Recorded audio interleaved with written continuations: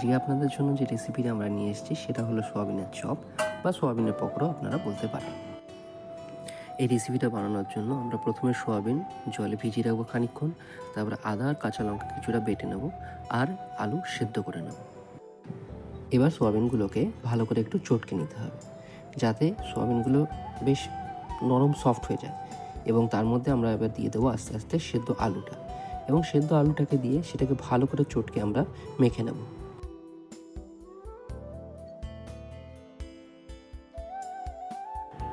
তো এগুলো মোটামুটি চটকে মাখা হয়ে গেলে তার মধ্যে আমরা ধীরে ধীরে দিতে থাকবো মশলা। প্রথমে আমরা দিয়ে নেব পরিমাণ মতো হলুদ, এরপর এর মধ্যে দিয়ে দেবো পরিমাণ মতো লবণ আর একটুখানি চিনি।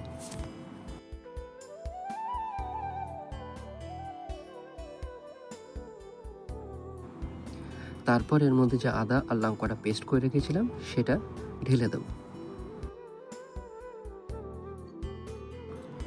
এরপর এর মধ্যে আমরা দেব জিরে গুঁড়ো,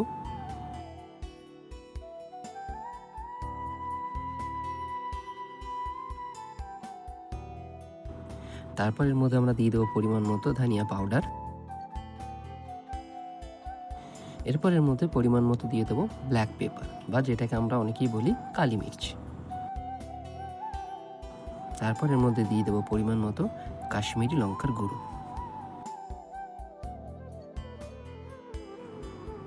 তো তারপর সব মশলাগুলো দেওয়া হয়ে গেলে এটাকে খুব সুন্দর করে এবং ভালো করে মেখে নিতে হবে।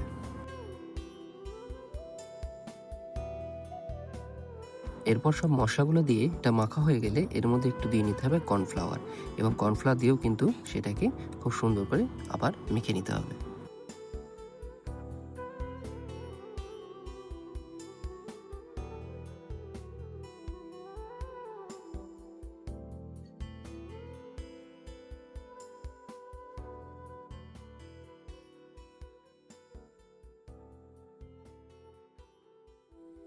তো বন্ধুরা দেখতেই পাচ্ছ আমাদের এদিকে মাখাটা কমপ্লিট হয়ে গেছে।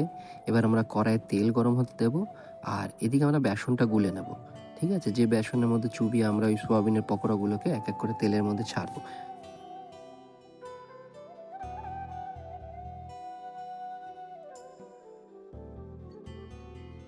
আচ্ছা, এবার কিন্তু একটা কাজ করতে হবে, হাতে একটুখানি তেল মেখে নেবে যাতে ওই সোয়াবিনটা গোল গোল করে তোলার সময় তোমার হাতে লেগে না যায় কোনো রকমে। ঠিক আছে, তো এবার দেখো আমরা এরকম গোল গোল করে নেব।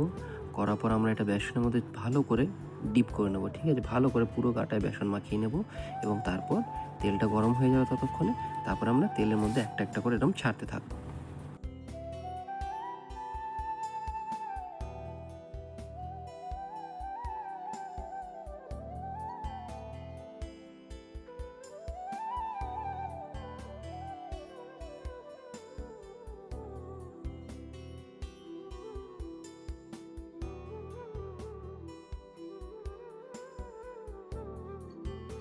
আচ্ছা, এগুলো যখন ভাজবে তখন কিন্তু অবশ্যই খেয়াল রাখতে হবে গ্যাসের ফ্লেমটা যেন খুব হাই না হয়, একটু সিম দিয়ে রাখবে। কারণ কি, না হলে তেলটা খুবই বেশি গরম হয়ে যাবে এবং তোমার এই পকোড়াগুলো বা চপগুলো হট করে পুড়ে যেতে পারে।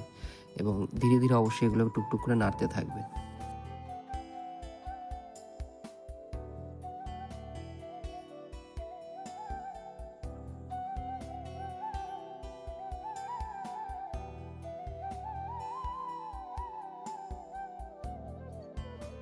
তো এগুলো যখন লাল লাল করে ভাজা হয়ে যাবে তখন এগুলো এক এক করে কড়াই থেকে তেল সেঁকে তুলে ফেলুন, এবং তারপর আপনি সস মিওনিজ যে কোনো কিছুর সাথে এগুলোকে পরিবেশন করতে পারেন।